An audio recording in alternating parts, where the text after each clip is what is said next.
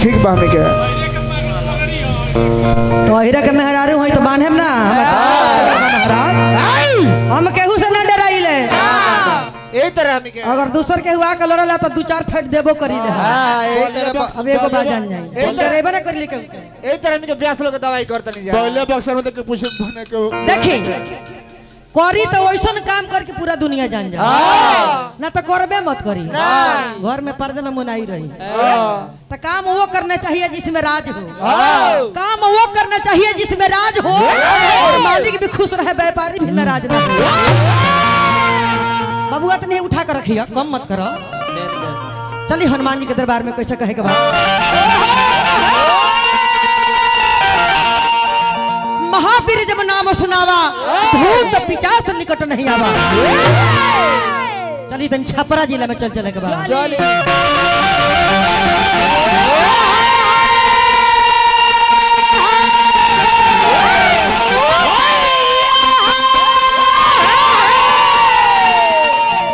विवेक सिंह जी के एगो गाना पसंद बा वो कहता नहीं कि वह गाना हो खो वैसे कहे के बा ऐसे वही बड़ा के बात जनबरा सीता के रावण हर के ले आके लंका में अशोक वाटिका तरफ बैठा दिले रहे हनुमान जी पता लगाओ तो गइल बनी श्री रामचंद्र जी के अंगूठी हाथ के मुद्रिका लेके जाके सीता माता के हाथ में दहले बनी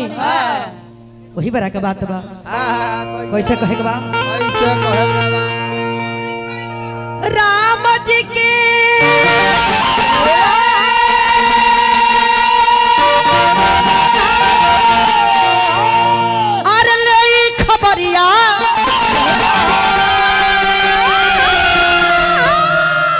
पहुँचल बाड़े लंका नगरिया ए हनुमत के देखी के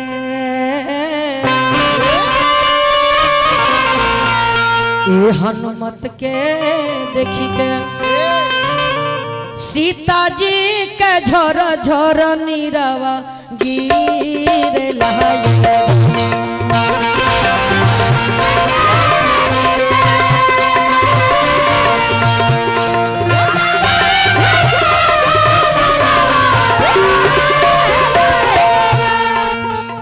हनुमत के देखी के हनुमत के देखी के सीता जी के झोर झोर नीरवा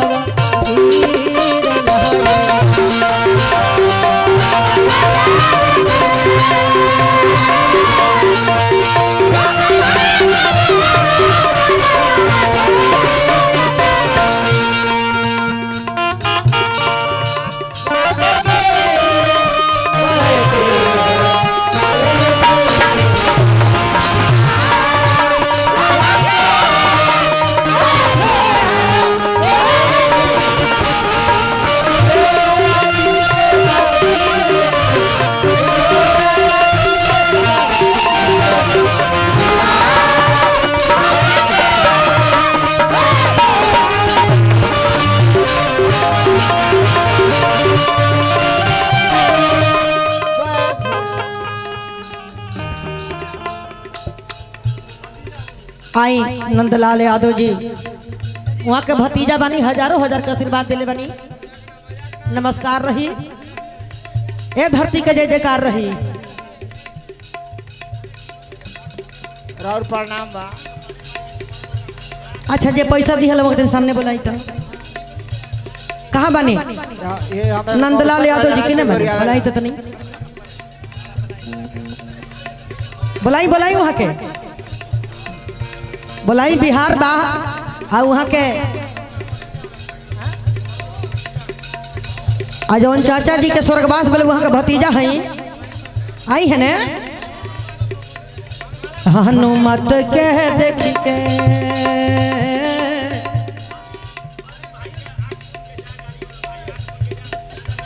भाई वाला गाड़ी वाला भाई रवा आंख मूल के लेके जाई कौन दिक्कत नहीं है कोनो दिक्कत नहीं के आंख मूल के निकल जाए सीधे ना ना ना माने हमरा कहला का मतलब इतनी लोगवा के देख के जाए आई आई है आई आ जाइए आ जाइए आ जाइए आई हम प्रणाम करते हैं ऊपर आए आई बड़ी खास महाराज रौरा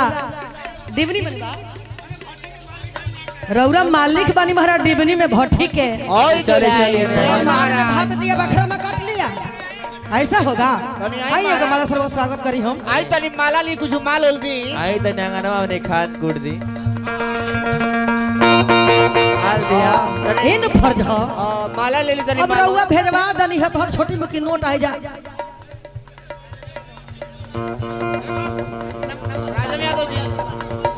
राजन यादव जी आई हमरा गांव के देखी देखी देखी वो हमरा भागिया निकलल लेकिन बाद में आई कोनो बात नहीं है आई हजारों हजार का आशीर्वाद है हमरा गांव के चौकीदार साहब के तरफ से औरी हाँ हाँ नमवा भुला गल बनी गोपाल खुश होते बड़ा मोटा गल बनी बड़ा पातर रहनी आई हमारा धर्मेंद्र यादव जी 551 का आशीर्वाद दिले बनी ये धरती की जयकार रही नमस्कार बंदगी रही और कैसे कहे कैसे हनुमत कह देखी के सीता जी के झोर झोर नीरवा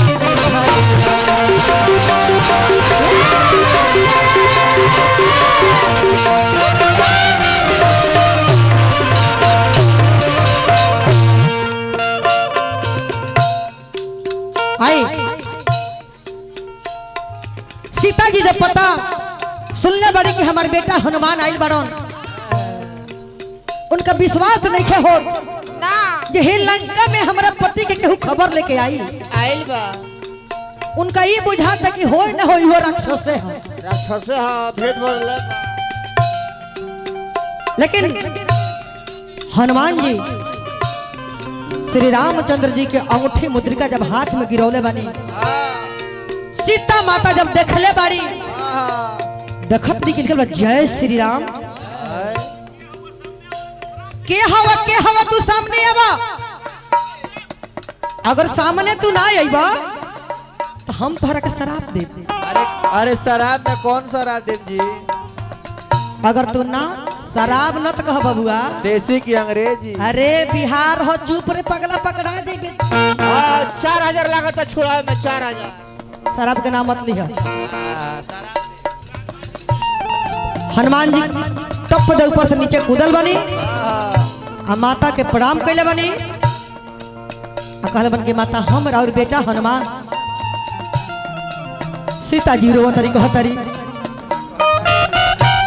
राम जी के देखी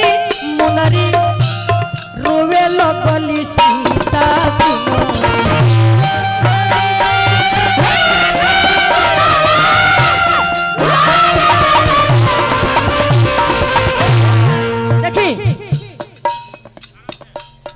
कोनो काम करी ईमानदारी से करी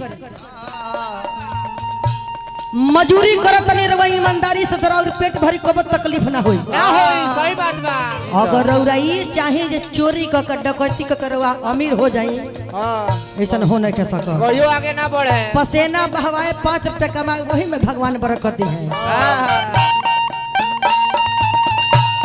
राम जी के देखी मुनरी रोवे लगली सीता सुनो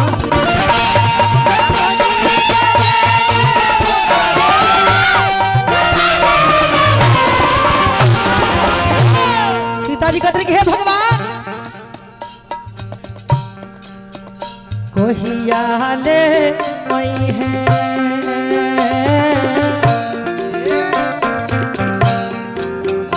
कोहिया ले आई है आई गोपाल कुशवाहा जी देख ली जले रहुआ लग से ना निकल तोरा और शिकायते बा लोग देता रहुआ ना दे और लोग खाई तरह पेट में आ जाई अरे हमरो बाल बच्चा 12 गो देखते बानी हम ही खर्चा का कर बाल बच्चा आई तनी आ जाई हाँ सरकारी पैसा है कोनो घर के थोड़े है आई तनी रहो कुछ दे दी हमें के हमारियों का बाल बच्चा बा राउर मन ना कर लगा जी और जानत तनी हम जानते हैं जे बलिराम भाई के बेटा है हम चिन्हत नहीं खी हाँ ए बाबू महतारी बाबू बुढ़ा जला था बेटे के नुआसरा रहेला ओहिया ले वही है लंका से हमारा के ले जाए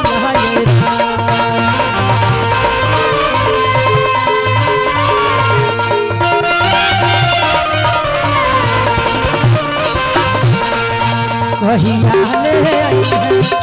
हमारा के लंका से ले जाए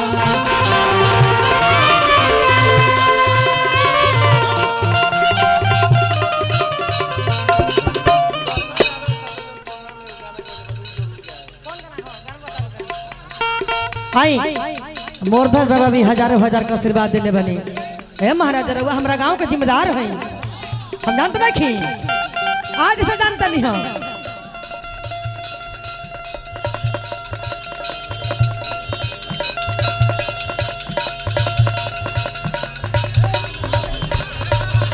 चलिए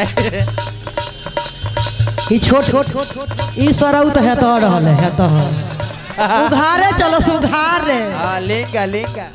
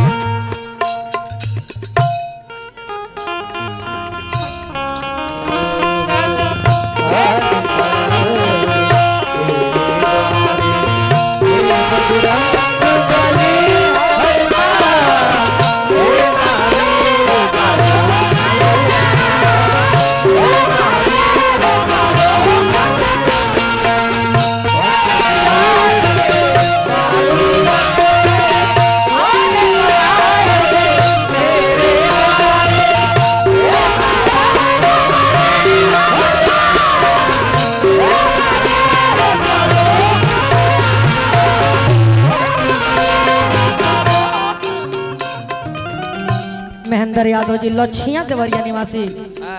वो हमारी रिश्तेदारी में बनी हजारों हजार का आशीर्वाद है भगवान से शुभकामना के प्रतीक्षा रही सबके घर में मंगल के बारिश हो अमंगल दूर होके वो पार चल जाओ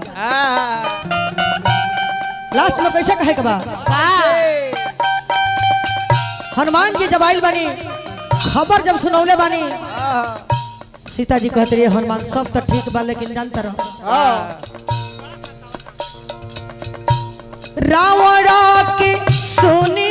बोली लागेला करे जामे गोली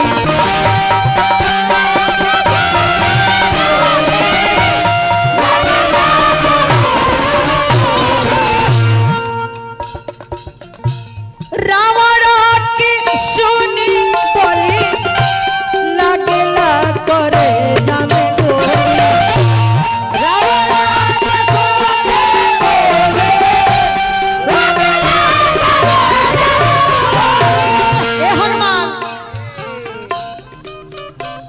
मिलन के बतिया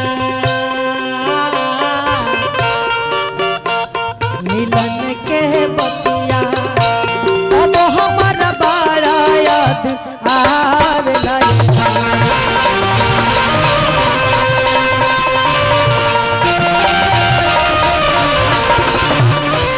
मिलन के बतिया अब हमारा बड़ा